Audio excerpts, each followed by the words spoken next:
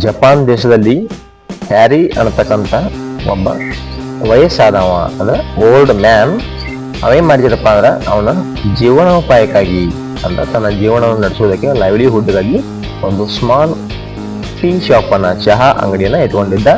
ಅಲ್ಲೇನಿರ್ಲಿಲ್ಲ, ಒಂದು ಚಹಾ ಮಾಡ್ತಕ್ಕಂಥ ಒಂದು ಕಿಟ್ಲಿ, ಒಂದು 4-5 ಕಪ್ಗಳು, ಆಮೇಲೆ ಒಂದೆರಡು ಬಂದಂತ ಗಿರಾಕಿಗಳಿಗೆ ಕಸ್ಟಮರ್ಸ್ಗಳಿಗೆ ಕುಳಿತುಕೊಳ್ಳಕ ಒಂದೆರಡು ಕಟ್ಟಿಗೆ ಬೆಂಚಸ್ಗಳು ಮಾತ್ರ ಇದ್ದವು. ಆದರೂ ಅವನ ಮುಖದಾಗ ಅತ್ಯಂತ ಉಲ್ಲಾಸ ಕಾಣ್ತಿತ್ತು, ಖುಷಿ ಕಾಣ್ತಿತ್ತು.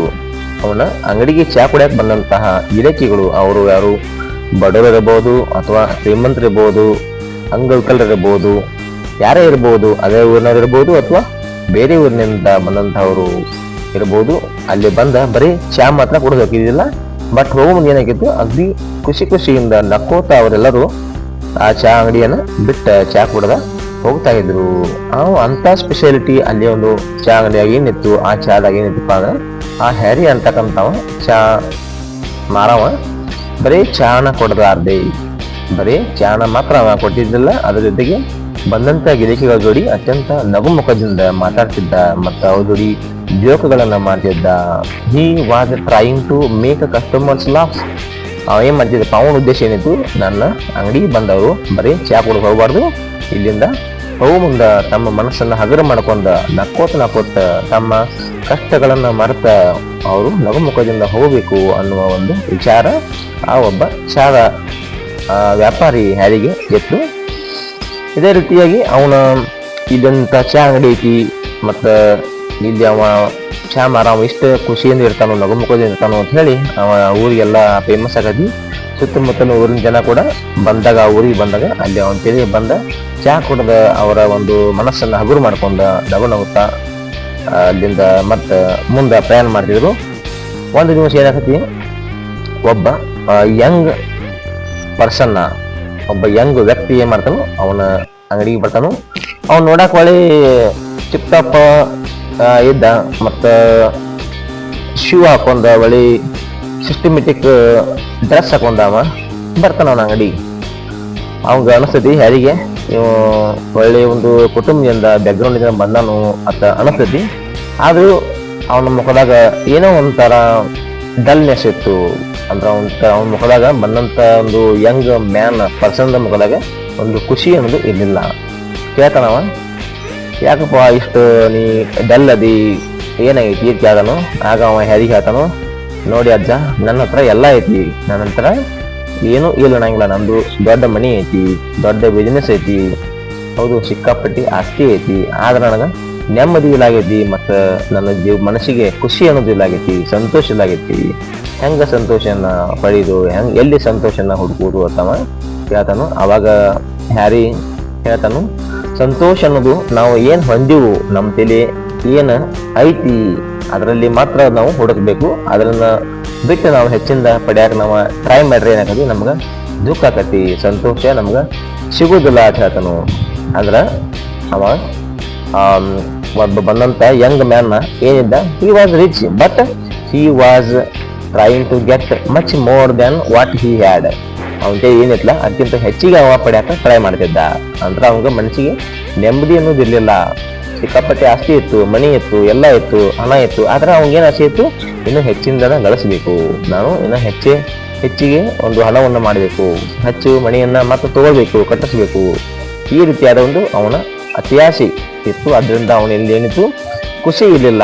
ಮತ್ತೆ ಏನ್ ಮಾಡ್ತಿದ್ದ ಅವ ಹೇಳ್ತಾನೆ, ಹ್ಯಾರಿ ಹೇಳ್ತಾನು, ನಿಮ್ಮಲ್ಲಿ ಏನೈತಿ ಅದ್ರ ಜೋಡಿ ನೀವು ಖುಷಿಯಾಗಿರ್ಬೇಕು, ಅಷ್ಟನ್ನ ನೀವು ನನಗೆಷ್ಟು ಸಾಕಪ್ಪ ಅಂತ ನಾವು ಅಂದೀವಪ್ಪ ಅಂದ್ರೆ ಅದ ನಮ್ಗೆ ಖುಷಿಯನ್ನು ಕೊಡ್ತೈತಿ. ಇಲ್ಲ ನನಗೆ ಇನ್ನ ಬೇಕು ಅಂದ್ರೆ ಏನಾಗತಿ, ಮನಸ್ಸಿಗೆ ನೆಮ್ಮದಿ ಇರುವುದಿಲ್ಲ. ನಾವು ಹಂಗನ ಓಡ್ತಾ ಇರ್ಬೇಕು, ದುಡ್ಡಿನ ಹಿಂದ, ಹಣದ ಹಿಂದ ನಾವು ಓಡ್ತಾನೆ ಇರ್ಬೇಕಾಗತಿ. ಆಗ ನಮ್ಮ ಮನಸ್ಸಿಗೆ ನೆಮ್ಮದಿ ಅನ್ನೋದು ಇರುವುದಿಲ್ಲ ಅಂತವ ಹ್ಯಾರಿ ಹೇಳ್ತಾನು. ಮತ್ತೆ ನೀವು ಏನು ಹೊಂದಿರಿ ಅದರೊಳಗೆ ನೀವು ಇನ್ನೊಬ್ಬರಿಗೆ ನಿಮ್ಕಿಂತ ಕಡಿಮೆ ಪರಿಸ್ಥಿತಿಯಲ್ಲಿ ಇರ್ತಕ್ಕಂಥವ್ರಿಗೆ ನೀವು ಹೆಲ್ಪ್ ಮಾಡಬೇಕು. ನಿಮ್ಮಲ್ಲಿ ಇರುವುದನ್ನ ಒಂದು ರೊಟ್ಟಿ ಇದ್ದಪ್ಪ ಅದನ್ನ ಅರ್ಧ ರೊಟ್ಟಿ ಕೊಡ್ರಿ.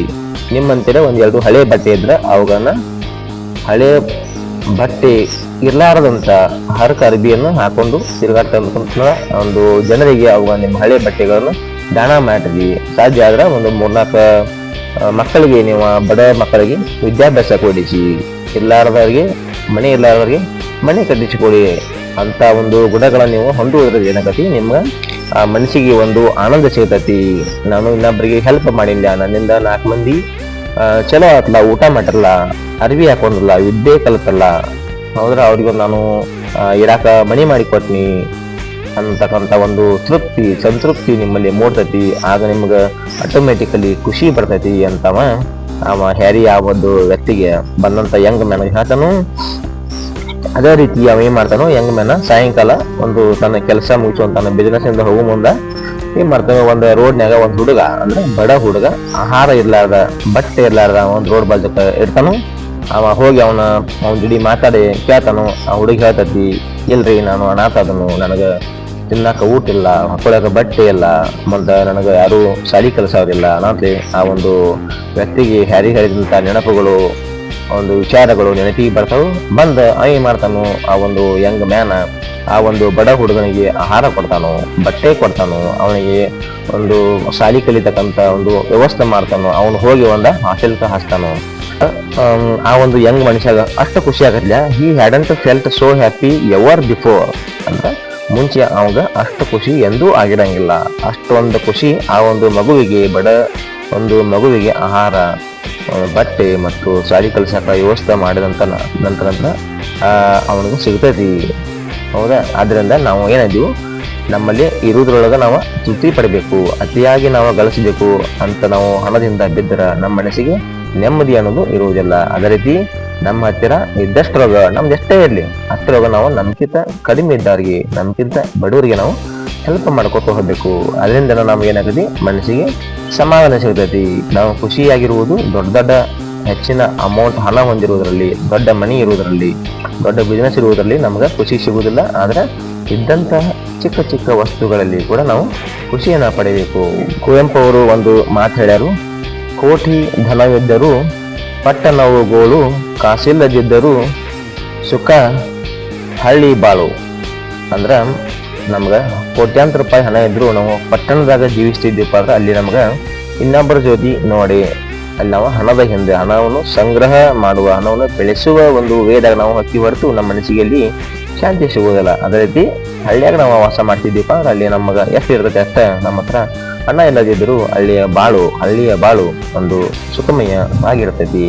ಅದೇ ರೀತಿ ನೋಡ್ರಿ, ಒಬ್ಬ ಅತ್ಯಂತ ಕೂಲಿಕಾರ ಇರ್ತಾನು, ಅವೇ ಮಾಡ್ತಾನು, ಸಾಯಂಕಾಲ ತನಕ ದುಡಿತಾನು, ತನ್ನ ಬಂದಿದ್ದರಲ್ಲೇ ಹಣದಲ್ಲಿ ಏನ್ ಮಾಡ್ತಾನು, ಅತ್ಯಂತ ಜೀವನವನ್ನು ಒಂದು ವ್ಯವಸ್ಥಿತವಾಗಿ ನಡೆಸಿಕೊಂಡು ಹೋಗುವುದರ ಮೂಲಕ ಅವ ಅಷ್ಟೇ ಹಣದಾಗ ಖುಷಿಯಾಗಿರಕ ಟ್ರೈ ಮಾಡ್ತಾನು. ಅವಂಗ ಅತಿ ಆಸೆ ಇರುವುದಲ್ಲ. ಯಾಕಪ್ಪ ಅಂದ್ರೆ ಅವತ್ತಿನ ಜೀವನ ಒಂದು ನಡೀತಿದ್ಲೆ ಸಾಕು ಅನ್ನುವಂತ ಒಂದು ಮನಸ್ಥಿತಿ ಅವನು ಇರ್ತತಿ.